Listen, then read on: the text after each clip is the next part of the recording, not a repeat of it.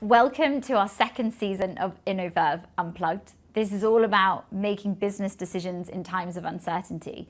There's so much change going on at the moment, so much uncertainty in business. How do you make difficult decisions? How do you kick off ERP programs? And how do you really make them successful? We're going to dive in a little bit more. I've got an amazing panel with me today, and I can't wait for you to hear their reflections. Firstly, we've got Laurence Debroux. She is the board member and audit committee chair of Novo Nordisk, Exor and Randstad, but also a board member at Kite Insights and HC Business School. She was formerly the Global CFO at Heineken and Sanofi Aventis. We've also in addition got Stefan Orlowski. He's currently a VC investor, but was previously the president of Europe and America for also a global CPG organization. And we couldn't have a panel like this without our own Partha Chakraborty, the CEO of INNOVERV. And together, I think they'll bring a really broad perspective on how we deal with these difficult topics. So the world is full of uncertainty and unpredictability at the moment with all the events that we're seeing. We use the word unprecedented, but it doesn't seem to be stopping. It seems to be continuing. So how do we think about making decisions and investments, especially in technology at these times, is something we want to explore today on our first episode. Stefan, let me come to you first. Having led large businesses, but now working with a number of scale-ups as well, how do you frame and see making decisions in this uncertain time? Well, Jo, it's funny because you know, every time we see unprecedented volatility or some really big uncertainty, it seems that Nassim Taleb gets rolled out on CNBC and we immediately hear about a black swan and everyone's wondering what the black swan actually is. The frame of it in the end is that these are massive, unpredictable events. They're by their nature unpredictable. So we don't know what they are going to be, right? The second thing is that they're going to have a massive impact. Maybe not immediately, it could be in the medium term, it could be in the long term. And the third point is they're often rationalized. Oh, well, we knew that. That was always going to happen, and so on and so on. I'm sure you've seen these things yourself. Now, what can we do is the question. And the one thing that we absolutely should not do is try and predict what's going to happen. Because as Einstein actually said, humans are terrible with prediction, especially when it concerns the future. So let's give up on that game. But what we can do is prepare ourselves in terms of having a more robust, in the business context, business, ultimately, ideally, an anti-fragile business, which actually not only survives, but also is able to thrive in a context of greater volatility. And that's, to me, that's my perspective on how we should begin to think about those things. It's almost rather than trying to predict those things, thinking about actually how do we become anti-fragile and maybe therefore just accept that these things will happen. That's right. These things are inevitable. And maybe in this age of massive change in technology, they're going to be far more frequent. And we're going to see our friend Nassim Taleb on television far more often. That's very possible. So we need to just be prepared for that type of world rather than be busy with long-term predictions and endless forecasts. But Laurence, coming to you, you're on the board, you see these types of decisions, but also you've presided over a few of these decisions in your time too. How do you think about this? You know, I can't help thinking that each generation always thinks that the previous one had it easier, like less volatile, less uncertain, and that volatility and uncertainty are just part of our human lives. Yeah. So, however, what might have changed really is the speed at which these waves of change propagate, giving you no time to digest, and then the next one is already there. So, and now if I move to the role of the board in a company, basically I've seen the board as a critical friend. You want to be there and challenge constructively. And to challenge constructively and help management make the right decisions, you need to ask the right question. And to me, making the decision and helping management make the right decision is about really asking the question of why, what, and how. Seems pretty basic. So in the kind of transformation we are talking about, why would be, what is it that you're trying to solve? Why are you doing this? And why now? Do you really need, it's going to be a distraction on management. So why exactly are you doing it now? And make sure that the goals are clear enough. Then the what. It's what is the scope of the project?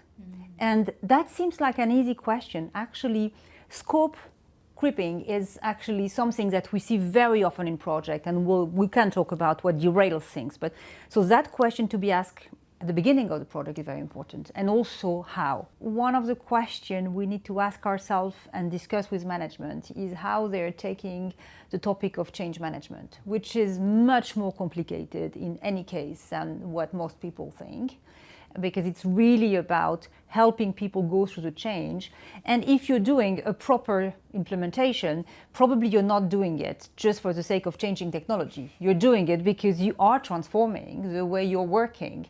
And therefore, how you accompany that change is very important. So these questions that should be asked early in the project are things that really help making a decision. And I would say the more difficult the environment is, the more important it is that you take the time of the discussion and asking the question and really listening to the answers and making sure there are not PowerPoint slides that are served to you, but really that people have grasped the difficulty and of the project. And do you get a sense of that from some of the things you've seen? Definitely, and definitely when things went wrong, I could see myself as not having spent enough time at the beginning to actually challenge and discuss. I also see that if you're going to embark on a long, difficult, costly project, you have to have built trust within the board and between the board and management when times were easier. So building that trust of a transparent dialogue, and I would say a relatively safe dialogue. We're here to help, to make sure, for the benefit of all stakeholders, shareholders, and the companies, the management, that we really bring added value. For me, a board is all about collective intelligence in action. You really need to get there. Now, this is part of your life, I guess, especially in INNOVERV, helping boards kind of navigate and play some of those decisions. What have you seen over the last few years? Well, Stefan once summed up my 30 years of doing this as, so all you've done is tried to help old companies adopt new technologies, and you are telling me you haven't done it very well, right? And he's sort of broadly right. I mean, firstly, Joe, you and I operate a lot in sort of, call it the technology, but SAP ERP space. Right? In the industries that we often sort of operate in, consumer, pharma, manufacturing, SAP's got more than 70-75% market share, right? So if you look at the top 5,000 companies in that space, a lot of them have to move from the old to the new, i.e. a lot of these, call it S4HANA programs, are in flight today.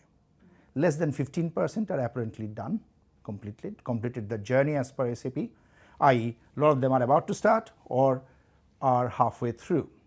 So actually these discussions and the perspectives Stefan and Laurence just gave us is vital.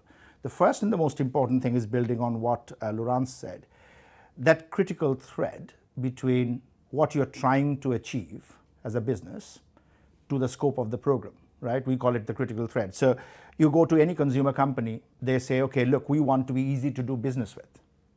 Well, how does this massive investment you're making in ERP, does that actually even help in becoming easy to do business with? But actually it does. When you break it down from what does it mean to be easy to do business with, for your wholesalers, your dealers, your retailers, all the way back to, okay, you need proper credit management, you need proper order management, you need responsiveness in customer service.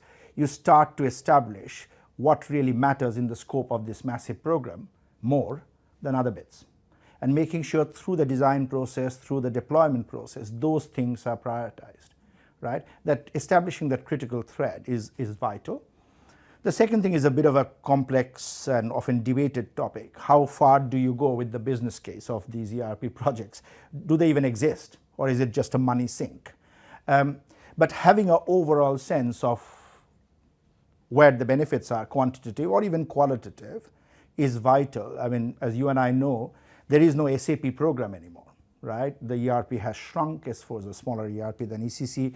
So therefore, it's all about end-to-end processes going through SAP, Salesforce, Workday, whatever you've got. Keeping a sense of what business benefits are coming from them is vital. It's not about having every penny sort of sketched out on a business case paper. It's about having a sense of where the value is. And the final thing really is making sure the investments you are making, given these programs take 3 to 5 years, they're not obsolete before you finish.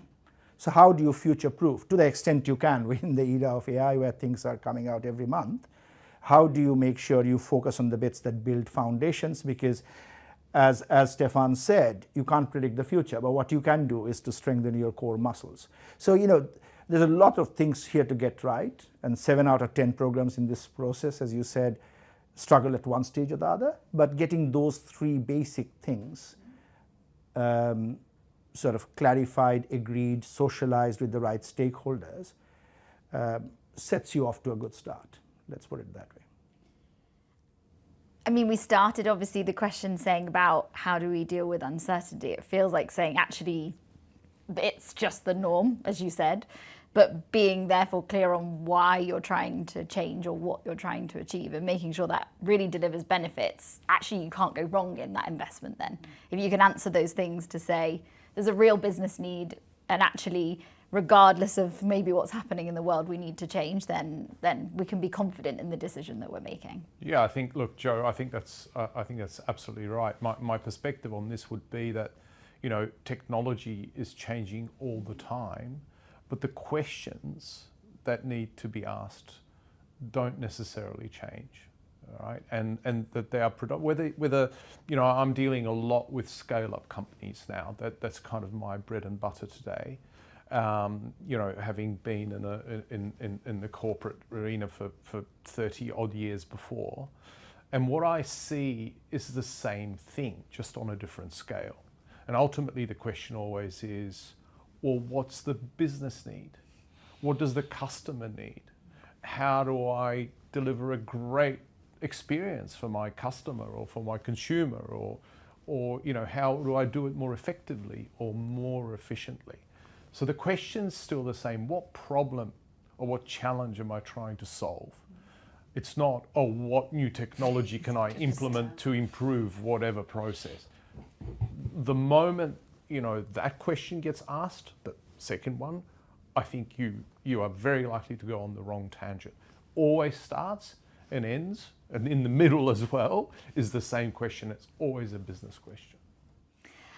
Well, what a way to start episode 1. I think we've at least talked a little bit about how you make these decisions. Obviously, the challenge comes, can you do it better, quicker, cheaper, I guess, is some of and how do you really be successful? So I think in episode 2, let's dive into a little bit more detail on why are these programs so hard, and is there a different way we could think about doing them?